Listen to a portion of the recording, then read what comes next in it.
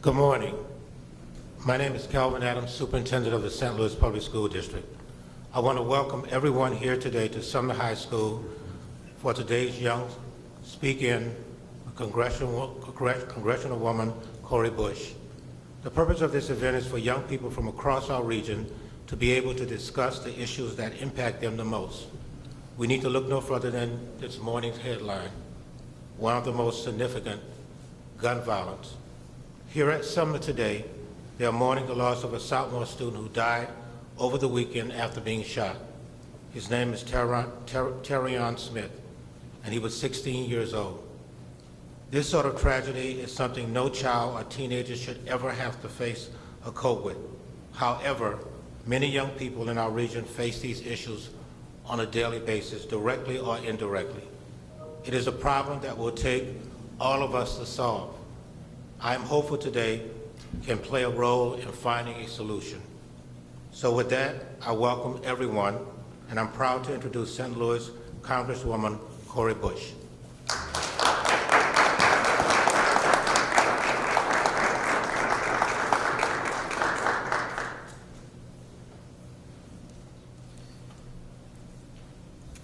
Okay.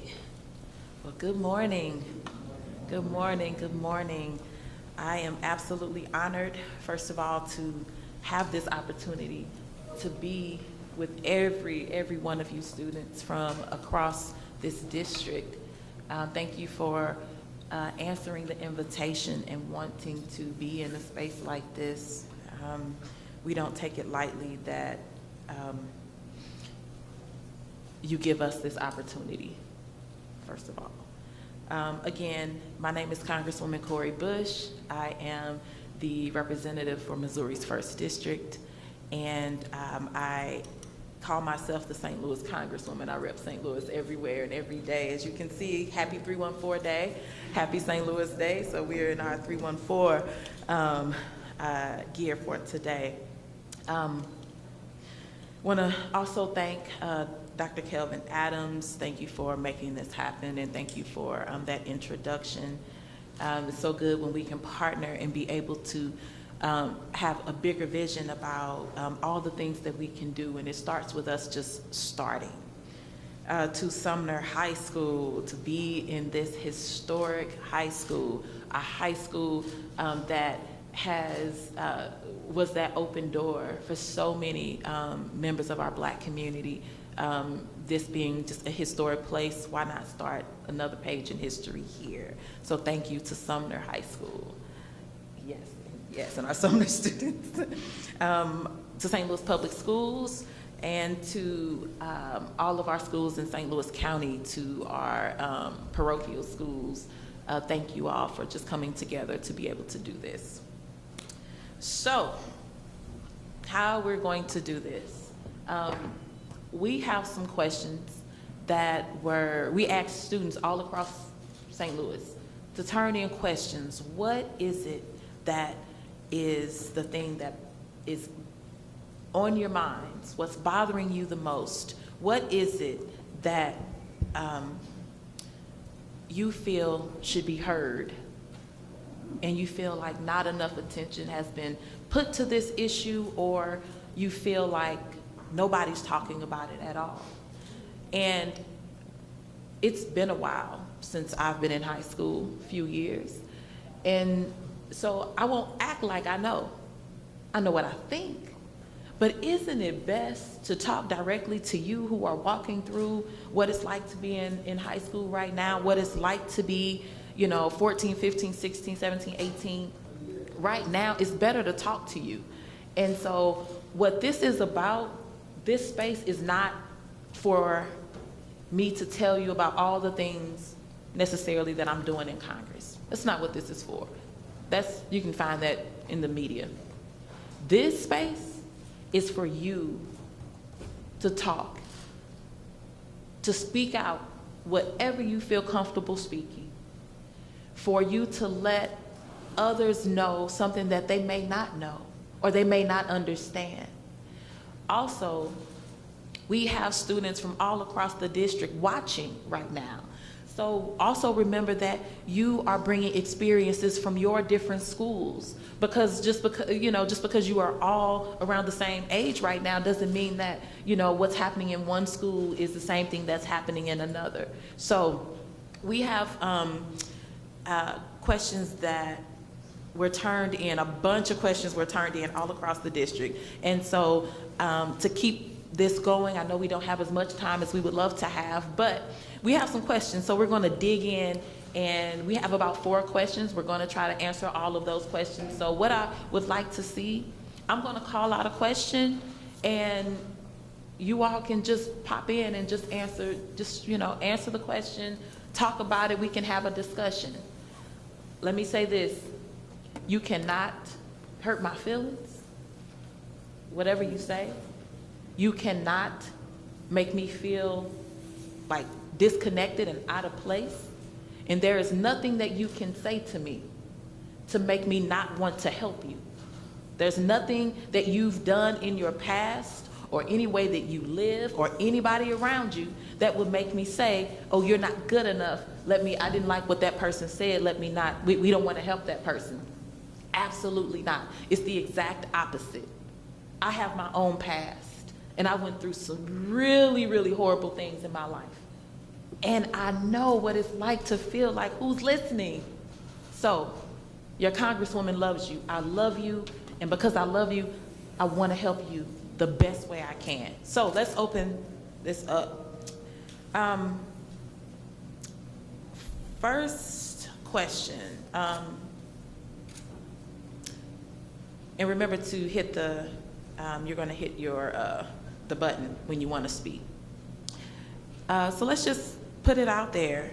I know that COVID-19, on top of everything else, all the other stressors that you all have had going on in your lives, entered high school, started at a new place with new things and people, and you have this pressure about where you're going to go, what you're going to do, what's next. You have home, you have friends, you have your environment. And then COVID happened. So many things going on at the same time. Let's talk about anxiety. Someone asked the question, how can teens deal with anxiety?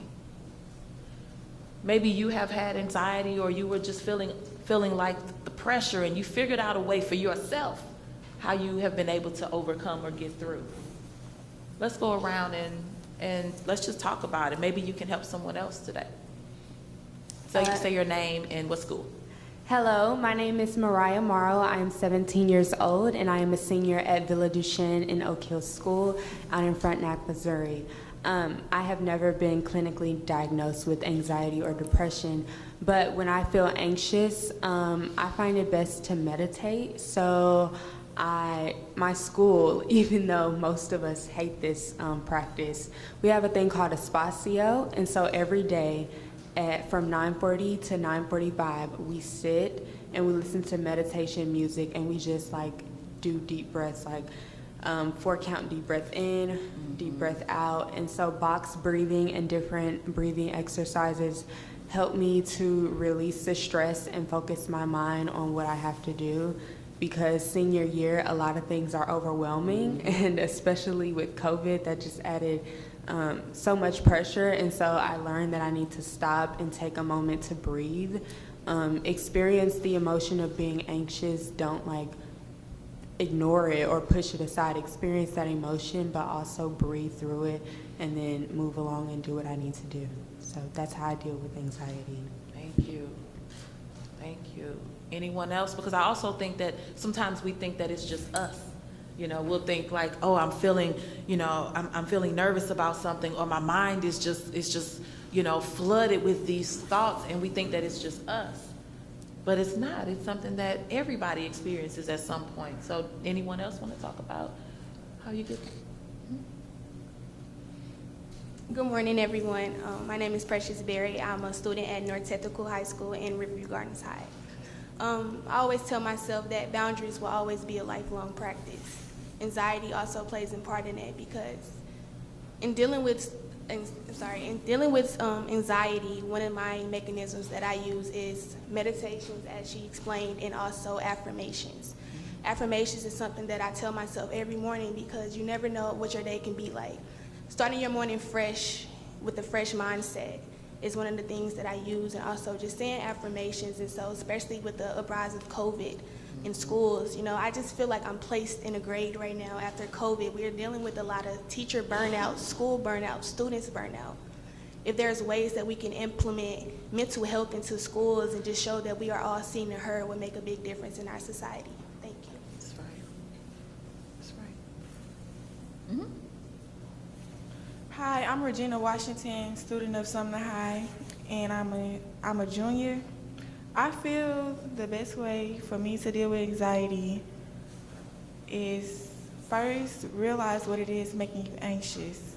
Once you realize the problem, you can execute a certain way. And as they said, meditation is a major key to dealing with anxiety. It really calms, it don't just calm your mind, it calms your whole body. It gives you a reset in the mind. So you're not focusing on everything that could be going wrong, you're focusing on the things that you need to get done and what it is you need to do to get it done. Also, I feel like you should trust yourself. Mm-hmm. You get a lot of anxiety not trusting yourself and just thinking of everything that goes wrong. Sometimes you should just breathe, smile, and think. Yeah. And remembering that it's okay to not be okay. It's okay to not be okay. But the other thing is that there is help. And we want to make sure that help is out there. I remember feeling like I didn't know where to turn oftentimes, or how can I tell somebody what I'm feeling? There is support out there, and but when you feel like in this moment I can't find support, like you're saying, meditation, affirmation, and but use your support systems. You have support systems within your schools. And then we have on our website a list of support resources for if you're dealing with something and you just don't know who to talk to. Bush.house.gov, there are resources where you can find out who you can speak with. Because I think about, everybody here this morning, everybody at this table, you all came in from a different experience. Some of you, had a great morning walking in. Some of you may not have. But that's what we want to talk about. So how that, even just your morning, I remember I have children, but my children are 20 and 21 now. They went to Hazelwood West. And I made a point to never upset my children before even if I was upset, you didn't get that project done and, or whatever it was, in the morning, just let me know. Oh, I need, we got this today and I need to run to the store. It's like, how do you have a project? You didn't tell me about it. Now you got to turn it in today. And, but I never would upset my children before going to school. As much as I would sometimes, they would hear it when they got home. But because I wanted to start their days off from a place that where they weren't anxious or upset or questioning themselves. And you all are going through a lot, gun violence is such a huge issue in our community. And so someone asked a question, and it still ties into anxiety, so if you still want to answer that, you can. But someone asked the question, they said that some of the biggest challenges that they face on a daily basis is when unexpected things happen. So you have your regular life. You think you got it. I got this test this day. I got this. I got to take care of my little brother. I got this. I got practice on this day at this time. And then something unexpected happens. This person talked about fear of leaving their home because dangerous things happen. They talked about being robbed, being killed, and other things, even chemical spills, like the whole thing. And I know that you all just suffered another loss at Sumner. For those of you who are here at Sumner, that is a problem in our society that we have to fix, that we have to face and directly fix. And so let's talk about that. Let's talk about how this is so prevalent, but how it's affecting you all. You don't have to give me stats on what it looks like. We know what it looks like. How is this affecting you? When you wake up in the morning and you find out we lost someone else. Let's talk about that. Good morning, everybody. My name is Stefan Riggins. I'm a junior here at Sumner High School. And on the previous topic that we were talking about with anxiety, I feel that the same methods that these three had presented, meditation, affirmations, really help with finding a sense of self. You know, I believe that if you can be in the moment and not expect things, then when these things do come to be, then you won't be so surprised, and you just realize that nothing lasts forever, you know, and even your problems, you know, none of these things last forever. So to deal with the anxiety is, I feel like you should just focus on the present. A lot of people focus on what is to come or what was, when these things don't even exist anymore. Like your past and your future don't exist. These are merely like memories and your imagination. So, and with the topic of with gun violence, one of my neighbors actually was killed right around the corner of Sumner, mistaken identity. And I sent condolence to the family of Jaden Bird. And he was just killed. And yeah, I most definitely think that that the first step to a revolution, in my opinion, is a change of thought. You know, when people start looking at the world from a different perspective, then how we act towards the world will be different. How we treat the world will be different, and then in turn our reality will change. So, yeah. Thank you. Good morning. My name is Kenneth White III, senior at Cardinal Ritter.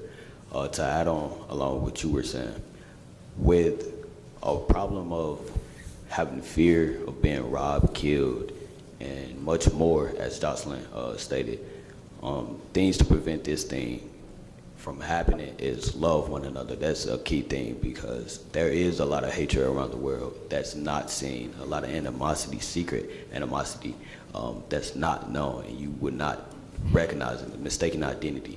You should not want to kill your brother or your sister. Although we're not blood related, we're all still brother and sister. We're all kings and queens, and that we need to treat each other like that. This started a long time ago. This is nothing new. It's just getting worse and worse over the years. To prevent this, as I said, we can do community events, bond with each other, have sessions where we can talk amongst each other, talk about the trauma, talk about our experiences, make each other feel comfortable, because there's a lot of things, there's a lot of resources that we don't have that we do need to have in our community, such as events after school that can lower the rate of gun violence. It's a lot of things. Also in the community, with the community, your environment has a huge effect on you. And not only does it start in your community, but it starts within the home. It starts within the music. The things that you feed your mind, you can adapt to, such as songs, rap songs. If they're talking about negativity, you're gonna adapt to that, and you're gonna want to draw towards that. What else? There's a lot of things that are key concepts to the negativity that we can also change and make it positive. Sports, you see that people who take their sports serious or take school seriously, they focus more so on that. They don't make time for the negativity. They don't make time for things that will decrease their interest within things that draw their attention. So those are some key concepts that we can do. So what happens though when, and I agree, absolutely. Well, let me ask this question. How many of you at this table have lost someone to gun violence? everybody at the table. How many of you have lost someone in your school to gun violence?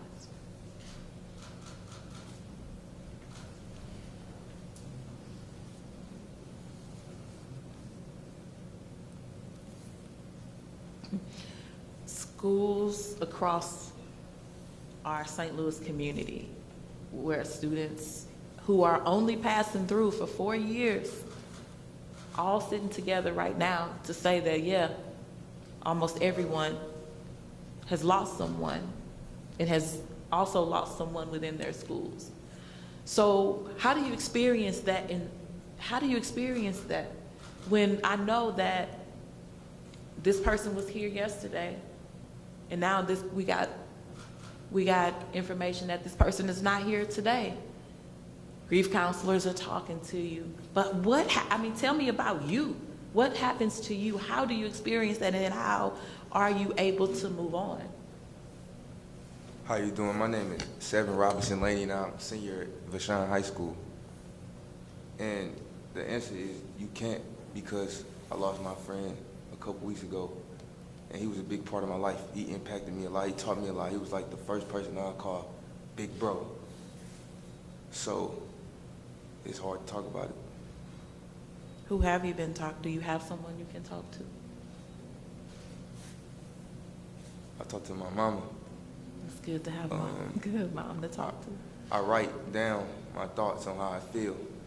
So since you can't feel away, like you're numb, because it's like you said, a person was here yesterday and they're gone. You can never talk to them again. That's it. It's like the water cut off. So you gotta base it on like what would they want you to do if they was here. They want you to be positive, remain humble, remain sane, remain calm, and go be successful. Yeah. And since we lose people so much, it becomes normal. You become numb to pain. Like I'm numb right now. Like I don't know how to feel. Yeah. Because you never been taught how to feel when someone dies, when you lose somebody. You just keep going on with life. The day he died, I had to go to school. I had to go to work. I never got a chance to mourn. I never got a chance to feel sad. I never got a chance to cry because I have to continue to live my life. So what do you do? And that's the reality, is because we do have to go on. People still expect you to show up at school. You're expected to show up to work. You still have to take care of whatever you have to at home while you're dealing with that loss. And grief is a real thing. That trauma is a real thing. PTSD, post-traumatic stress disorder, it is a real thing. And that's something that we want to deal with. We want to deal with it. I'm not going to push it under the rug that you all face those things. And I'm not going to push it under the rug that so many of our students live with some type of trauma that sometimes is not being addressed simply because sometimes we keep it to ourselves because that happened to me, or we don't know where to turn. But there are resources. I need you to know that it's okay to not be okay, but it's okay also to get services. It's okay. And so again, on our website, we have information, even for youth, for services, but you can also talk to your schools, talk to your teachers, talk to your guidance counselors, find out, ask them. It's okay to ask for help. And if you felt like before today, oh, I can't talk to them, no, they won't listen, or they think I'm this type of person, but they just don't understand, there is always another chance. There is always. I am not a believer in second chances. You will never hear me say, oh, that person deserves a second chance. I will never say that. You deserve another chance. So if that's 4, 5, 12, we all make mistakes. If someone stopped me at a second chance, I would not be your Congresswoman right now. I'm probably at chance 97 or something. We all deserve that chance in that space. So with what you are dealing with, and with what anyone else at this table and anyone else listening on the live stream, if you are feeling that trauma, if you don't know, like you said, I don't know how to feel, I don't, like you just feel numb, there's help for that. I feel like that we need to continue doing things such as this to bring awareness to the hurt and the pain that we go through. A lot of people feel they don't feel comfortable speaking about these things. They feel embarrassed because they think that they're alone when there's always somebody that is going through what you're going through and even worse than what you're going through. So I believe that we should continue to speak on these topics, like talk to people about these things, like do more things like this, like nationwide, and these live streams to bring awareness to this, and I feel like that is the time when people will come together as a collective consciousness, the youth and the adults. Now we can come together and actually build solutions to these problems that we face. There's this quote also, if this could help anybody, life is not a problem to be solved, but a journey to be experienced. So I feel like that once we start just adapting to what is now, then we will be able to face the trauma that has haunted us, that is haunting us from our past. Yeah, I agree. And to add on that, you mentioned something about getting help, and I think that there's sometimes a stigma in the Black community Yes. that what goes on in your house, you don't talk about it. And so a lot of people don't think it's okay to go to counseling or to go to therapy or to get help.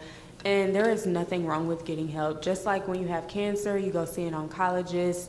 When you have, like, if your liver fails, like, you get on dialysis. If you're sick, you go to a doctor. When you're mentally sick, when you're struggling, when you're dealing with trauma, it is okay to go get help. And I think many of us, we have so much trauma, we have so much built up anger and resentment over stuff that has happened in our lives, and we never talk to anybody about it.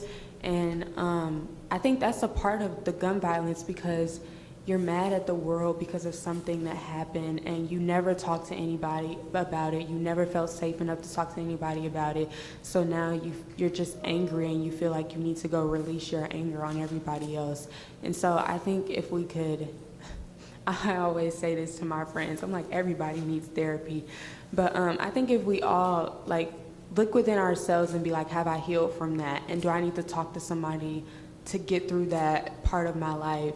Then that's what we need to do, because as a saying says, hurt people, and if you haven't dealt with your hurt, if you haven't dealt with your trauma, you're gonna lash out on other people, and that's not fair to them. So I encourage everybody, if you're dealing with trauma, if you're dealing with grief, whatever you're dealing with, it's okay to get help. It's okay to press pause on whatever is going on in your life and talk to somebody.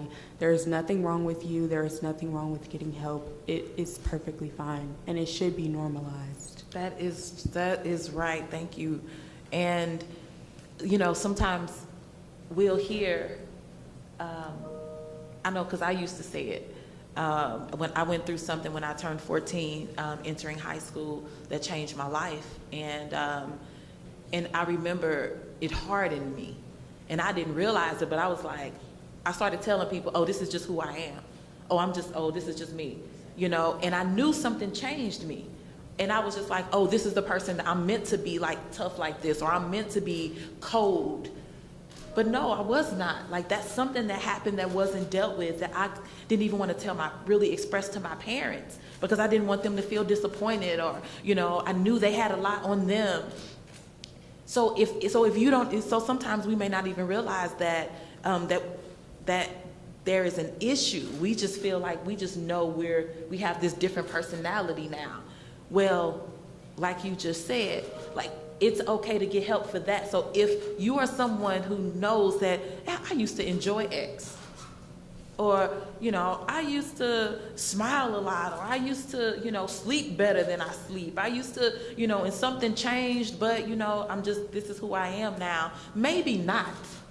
Maybe let's look at that. Maybe we should get help and see about if there is something underlying. Because if we don't do something about it now, you all, in 10 years, that thing will affect you in different ways. You will have gone through things differently, experienced life differently. What we need from you is joy. What we need from you is to live. You need to live. And I don't mean live like exist only. You need to live life. You need to enjoy life. You deserve that. And you know why you deserve it? Because you breathe. So you deserve to have life in its fullness. And so that's what I want to do everything. My office, we want to do everything we can to help bring that to you by way of through your families, through your schools, however we can. So I know we're going to move on to the next question, but I want to ask a couple folks that haven't spoken yet. Did you want to say anything on this topic of whether it's gun violence or just any violence in our community? We have housing violence in our community. We have people who slept in the car last night. We have people who slept on the street. We have students who don't have a home right now. We have food insecurity. We have folks that go to school every day and food at school is the only real meal that they get. And we don't fault the parents for that. No, we won't. We won't fault the parents for that. It's not about pointing fingers at who did what, or my mom, or my dad, or my grandma, whoever. No, we won't. No. We'll help get the resources to take care of that, but we just need to know what you're going through. So if anybody wants to speak on anything else as it relates to violence, and then we have one other topic that we're going to talk about. Yeah, I actually just wanted to because everybody's points were really good points, and Oh, say your name and where you're from. oh, I'm sorry. My name is Zipporah Lawal, and I go to Hazelwood East High School. And just going off of the whole it's okay not to be okay, I think it's really important that we do things like this and raise awareness for things, for issues regarding all of us, because you just speaking out and saying something that bothers you, it triggers something in other people, and it lets them know okay, I'm not the only person going through this. This is a universal thing. I'm not alone, so it's really important. And it's okay to speak out about the things that are affecting us, like gun violence and mental health and anxiety, because it lets everyone know we are in the same position, which essentially helps us unite together as a community, and it erases stigmas. Yes. So I think that's really important. Absolutely.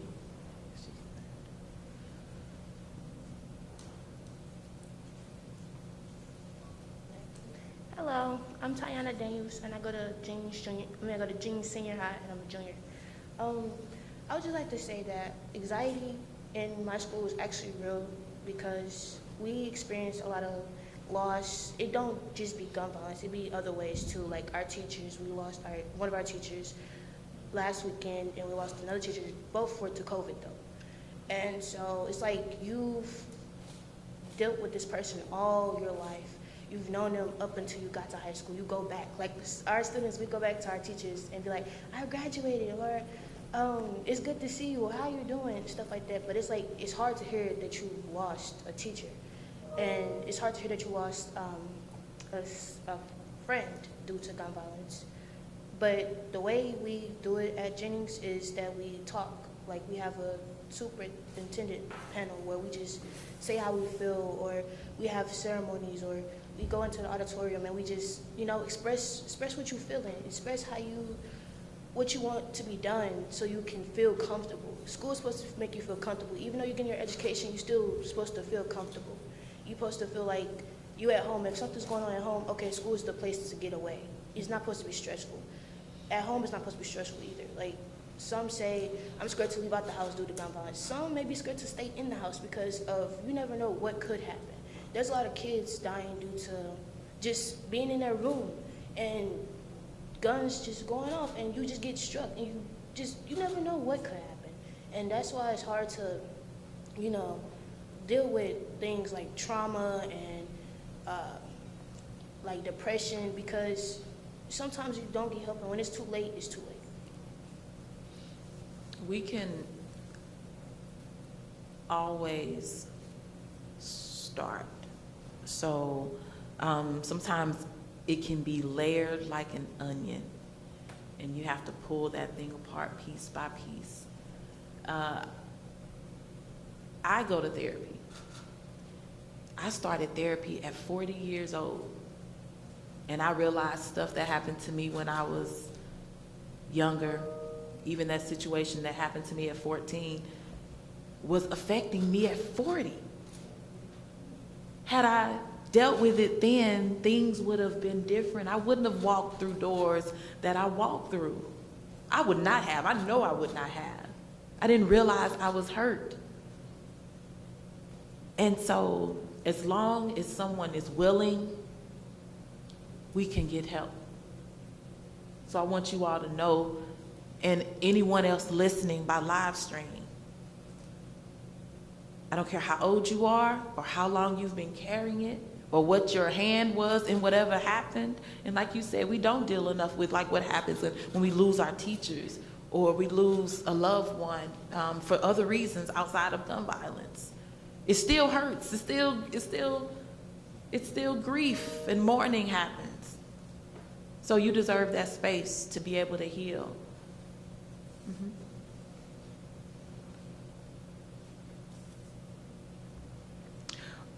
So something that Cardinal Ritter has came up with on April 8th, the exact date, to prevent all these things of happening, the lack of jobs, the trauma, lack of understanding gun violence, the lack of things to do, counselor sessions and everything of that such. So what we decided to do is bring all high schools around the St. Louis area to come to Cardinal Ritter to prevent all these things. We will be talking about trauma. We will be talking about the lack of understanding of gun violence.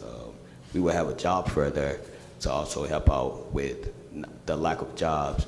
The root cause of violence, we will have Chief Hayden there along with the urban lead and everything else to actually help us out with that so that we can also talk about things of this such, because we realize that not only the children, but it's like students all around the city, all around the nation, all around the globe has also experienced the same thing, which is not just something that one person goes through.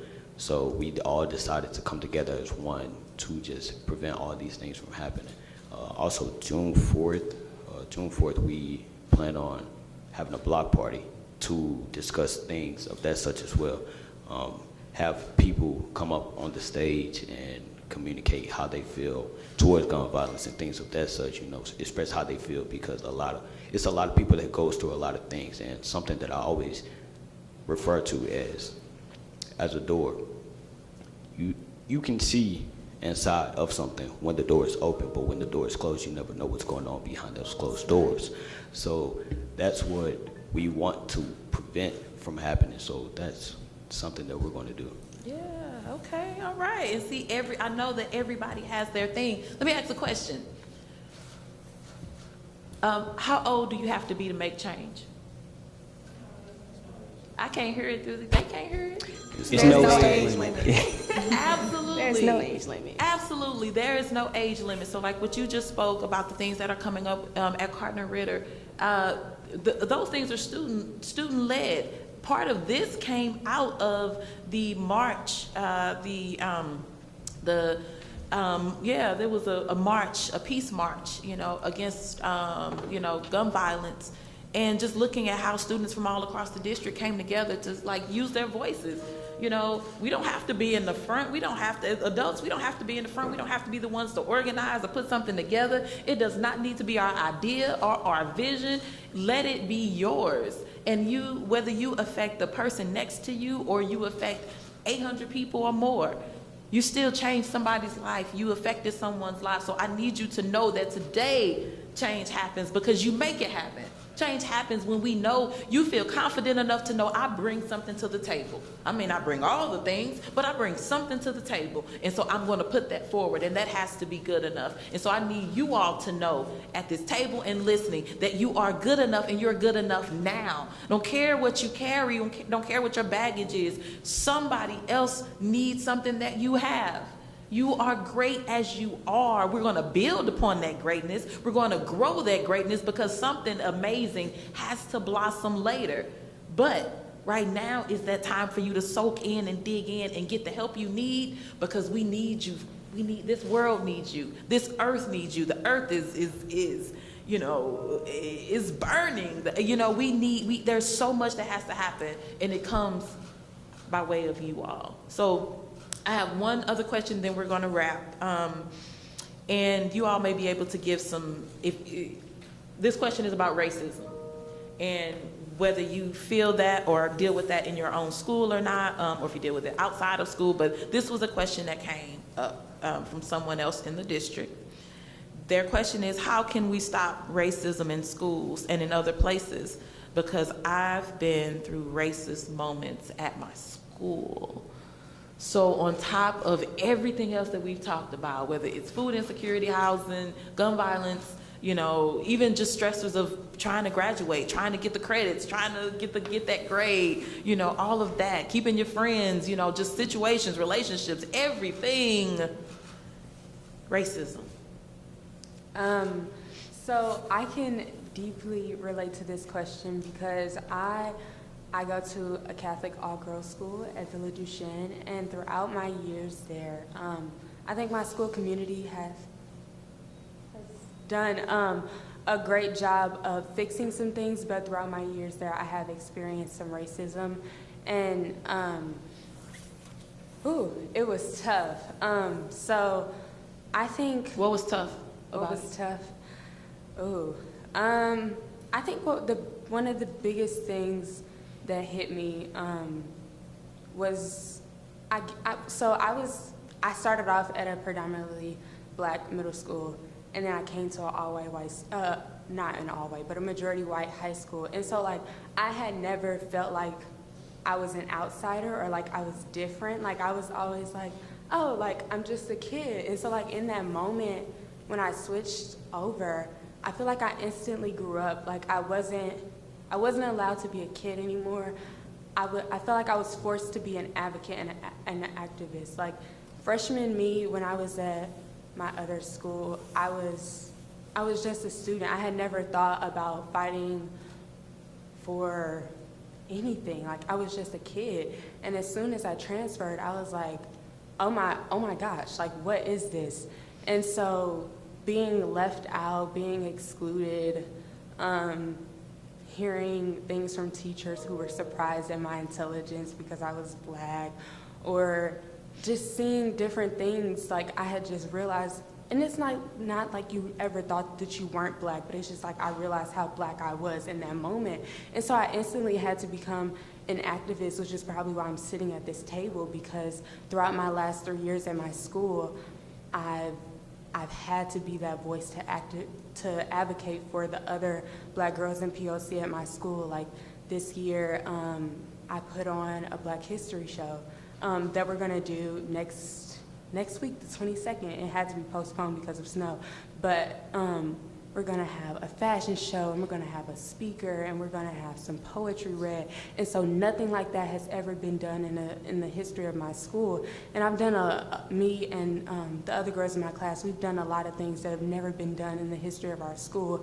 And so experiencing racism and experiencing pushback and people not wanting you to be there and talking behind your back and calling you all kinds of things, it hurts. But I think it made me stronger as a person. And I would just say to that person who's experiencing racism, to find who you are, to find your people and to love yourself. Because in an environment where you feel like you aren't loved or you don't know about your history, you're not being taught about your history, you have to figure out who you are, appreciate your Blackness, appreciate your history, and then also learn how to take a break. Because sometimes being in that environment can be so toxic, and it can be tolling on your mental health and your well-being. And so knowing to take a break and maybe, I don't know, go to a party or an event where there's a lot of people of color, there are a lot of Black people, I don't know, whatever you have to do. But I know that when I feel like I'm overrun or I'm stressed out or like I've hit my max, I'm like, okay, where's my people? I need to be in a sanctuary where I'm with Black people and I'm feeling loved and I'm feeling appreciated and I'm feeling wanted. So I say find who you are, learn to love yourself, learn to appreciate yourself in the midst of adversity. Always speak up for yourself, no matter what. Always, always, always. You will get pushback, but it's worth it. And when you need breaks, take your breaks, because again, mental health is key. Like, I never knew how much that can toll on your mental health until I experienced it. You know, when I speak about the thing that happened, I spoke earlier and I said something happened to me when I turned 14. That's what happened to me. I went from a school that was all Black, K through 8, and I went to a school that was not. I was one of only a few Black students, and I experienced racism by reading the books. My dad would have us reading up on civil rights and all of that, and so that was what I knew up until I entered school, and the horrible way that I was treated, it changed me forever. And because I didn't get help, it really changed my life. I went from being an A student, thinking that I would go to have all of these scholarships and all of that, and life was going to be great, to that experience happening, and I barely graduated Cardinal Ritter. I was really praying that I graduated. Stopped cheerleading. I just went through a lot. I went into a very bad way, got into some very, very ugly things because I didn't deal with it. And I need students to know that racism, it's okay to speak up about it. You gotta talk. Because if people don't know what you're experiencing, then how can we help? So you gotta talk, and it's not just for you. It's not because because whether your family immigrated to this country, whether you speak English or not as a first language, whether regardless of what your skin color is, speak up, let people know, let your schools know, because it hurts and it affects you. It affects you, and you don't deserve it. That's a hatred that we have to eradicate in this world, and it is so ingrained all over. But we have to do the work to get rid of it, because you deserve that. You deserve better. And I'm so sorry you went through that. And for any other students that are dealing with that, don't hold that. We have to get past it. And how we get past it is we make sure people know. Let me tell you one thing that happened. I remember I had someone that I was working with, and he talked about how his sister went to school. She was wearing a hijab, and how she was treated. She was ostracized, basically. And people teased her and talked about her so bad. And so what she did was she was able to go to her school, to the administration at her school, and she asked, can we do something where I can explain what this is? And the school said yeah, and actually they allowed her and then another student, a Black African student, to talk about her headdress as well. And they did this workshop at the school where she was able to talk about it. And so they broke down barriers of ignorance. They broke down barriers of just what happens when you're not exposed. They broke that down right there in the school. And so I just want you to know, that's how we do it. We change that by speaking up and by and then giving it to somebody that we can trust to be able to help us to do that. So racism in any form, hatred in any form, we won't tolerate in our schools, and we need not tolerate it in our society. Anybody else want to speak to that?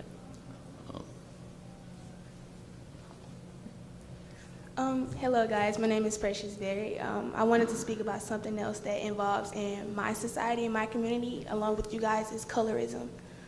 Colorism is a big thing, and the ways that I feel that we can fix, the ways that we can speak about it, it's another form of bullying, but within our society, within our culture, within our ancestors that dealt with it too as well, and those are ways that we can fix. I go to a technical school, and bring it back with the gun violence and everything, I studied law enforcement. I have never learned so much about the system until I went to law enforcement. And at my home school, Riverview Gardens High, people come to me, what did you learn at North Tech? They're like, how did you know that about the law? And I'm like, I tell them the system is failing us people of color, and we have to take the initiative to have a voice and let the voice be heard. That's why I started my organization, Impassion Youth, where I not only just teach people about history, but teach people about the law, because we know if we keep continuing to fail, what the system is going to do to us after we graduate from high school.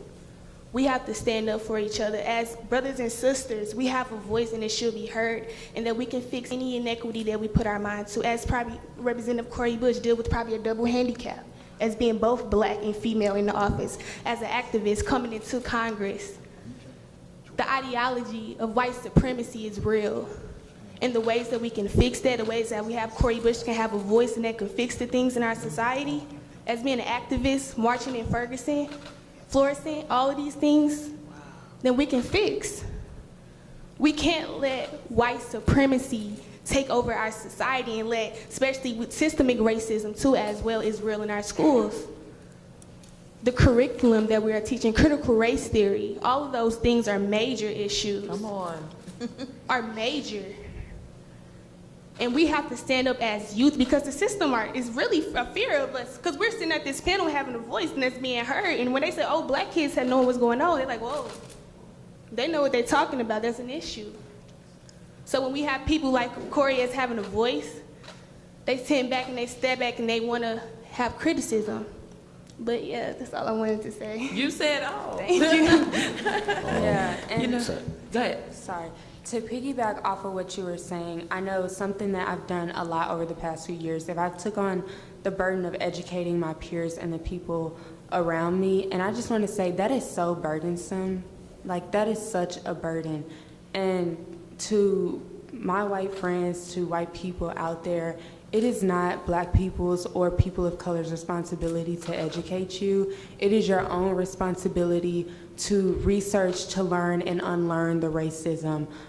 Nobody's saying, like, it's not, because it's so hard on me to like have to go through everyday life on top of that and then teach you how your microaggression is affecting me, when you could have had some critical thinking or read a book or Googled it and been like, oh, maybe I shouldn't compare my tan to Mariah's skin color and be like, oh, we're the same shade. Like, there's certain things that you have to take some things into your own control and just say, okay, I see this as a problem. This is a problem in our country. It's a problem in our world. What can I do to help other people? What can I do to help the people around me? And the answer to that question is research, unlearn racism, and do your part.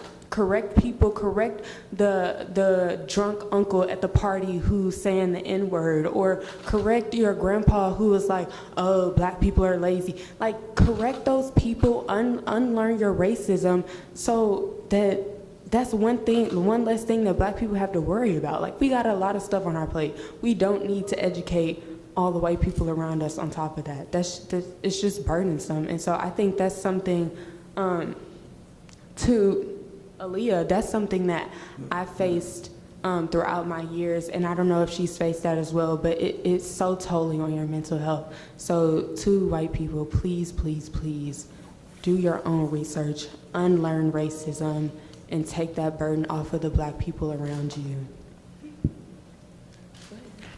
I'm Regina Washington. So I went to a basically all-white school. It was kind of in a country, like Troy, Missouri. They are so mean. Like, they have no, it's basically taught to them. It is taught to them. It's like installed into our system of America, the Constitution. It even say that a black man is 3/5 of a white man. Like, we are in a country that's how can I say this? Not only I can't think. You got it.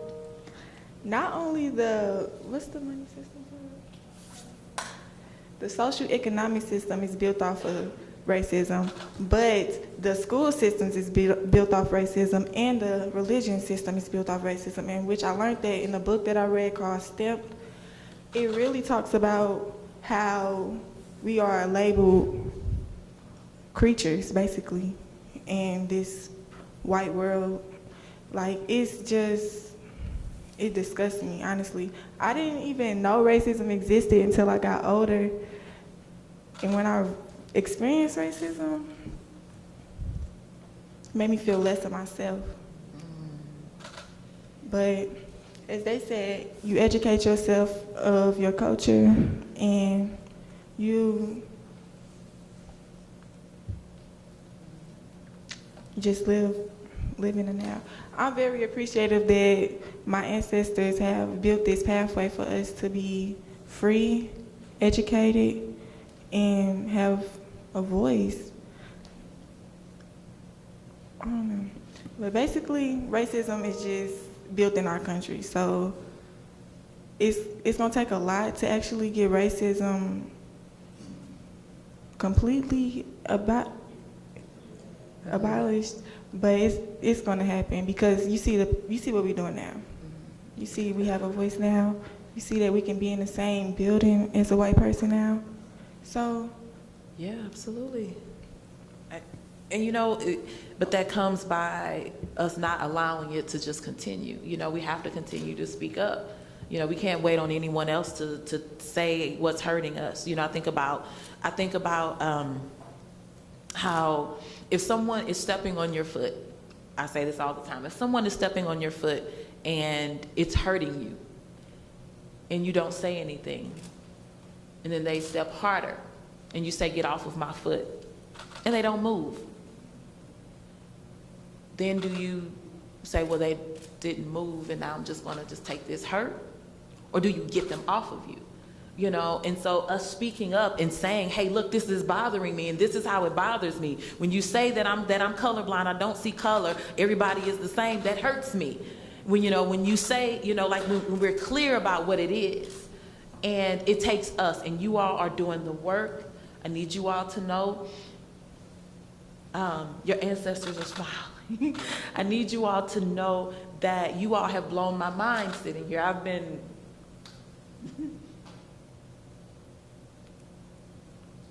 Man.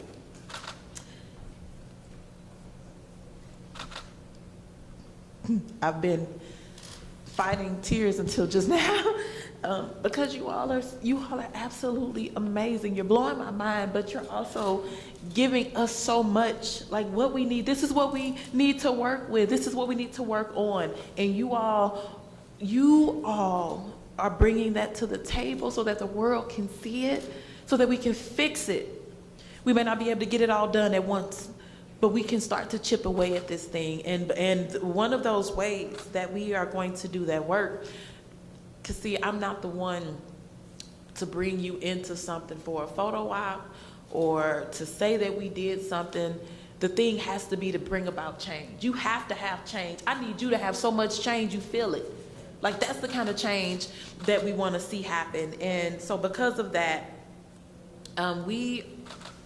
your congressional office, Missouri's 1st District, what we have decided to do, so we have one initiative where we are we're in our local libraries. So we put our offices in the local libraries. We're in 4 libraries across the community. It's called Congress in Your Neighborhood. It's so you can find us. You go to the library to get a book, there's Congresswoman Cori Bush's office right there. I can go talk to them and get some services. I don't know what they do, but let me just find out if they can help me with my situation. Well, today we're kicking off Congress in your classroom. Yes, and so what Congress in your classroom is we're gonna pull this forward. So it's gonna be 3 parts to this. Congress in your classroom, first of all, there'll be 2 different groups of student, groups. So one is going to be a group that we're looking at having 2 students from every high school across the district, where we come together once a month and we talk about the issues that you all are facing, and we look at ways that we can work together to be able to bring about change. And so 2 students from every high school, so we're talking city and county within this district, coming together. And so the schools will be giving out more information about how you can be one of those representatives from your school, but it's open to everyone in the schools. And then there's another part that is where we take a smaller group. So there'll be a smaller group of students that will come together just to work on legislative policy. So we're looking at legislation. You know, this is something happening at my school, or this is something happening in my community. How can we use, make policy changes to be able to affect what's happening in our lives? And just for instance, when we look at how much money, if any of you all have jobs and you show up and, they tell you, okay, you can make minimum wage, you may think, well, I've heard that we should be making $15 an hour. I think that we should make 17. Why is it that we make, what we make, or you're somewhere and they make $11, just a little over minimum wage, and you're like, I wish I could make more. Well, that's a policy choice. So that's what students across the district will be able to come together to do. So it's 2 different groups, but then there's this other component where I'm coming to your school. So what we plan to do is I want to go to any school that says, hey, Congresswoman, we want you to come. I want to come and talk to your classroom, your classes. I want to come and sit with you. I'll go to lunch with you. I'll sit in the cafeteria, If you're doing something, invite me. I want to come. So our office would like to show up. And this isn't just high school. We're talking all the levels. If a preschool reaches out to me, I'm going. But, so elementary school, middle school, high school, even our colleges and universities. So if you all call, we're going to put it on our calendar to show up, because you have to know beyond the shadow of a doubt that your Congresswoman first loves you, because I love you, I do work, and I do the deep work for you. I put my name, reputation on the line. I don't care what they say about me. Did you get what you needed? They can say what they want. Did you get what you needed? Talk all you want, say all the negative things you want. But did it change your life? Did somebody else get something to change their life? That's what I care about. So, would you like for me to come to your school?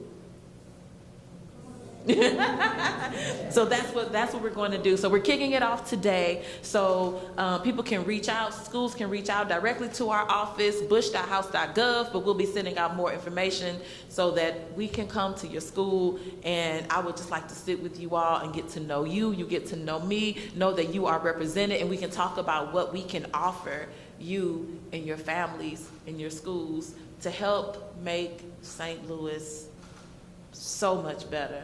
Because we are what makes St. Louis better, right? All right. Thank you all for sharing. You all are,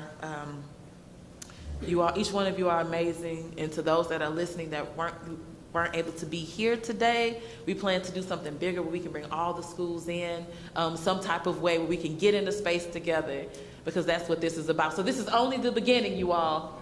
Only the beginning. I need you to know this is only the beginning. This is just the first one. So let's do this. Let's figure out how to do this again. But this time, you all will be the ones with the input. Thank you.